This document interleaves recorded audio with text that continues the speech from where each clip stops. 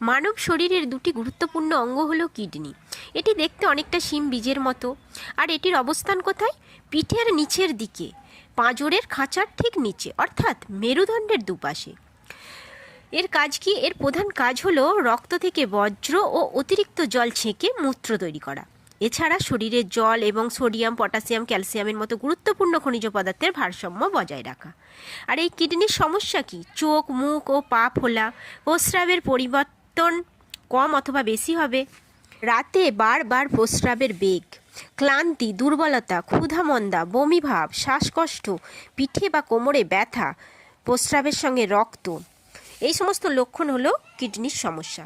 কিডনিকে ভালো রাখতে গেলে সুষম খাদ্য খেতে হবে, পর্যাপ্ত পরিমাণে জল পান করতে হবে, নিয়মিত ব্যায়াম করতে হবে, ধূমপান ত্যাগ করতে হবে, আর অতিরিক্ত ব্যথানাশক ওষুধ না খাওয়াই ভালো। আর অ্যালকোহল তো মোটেই পান করা চলবে না।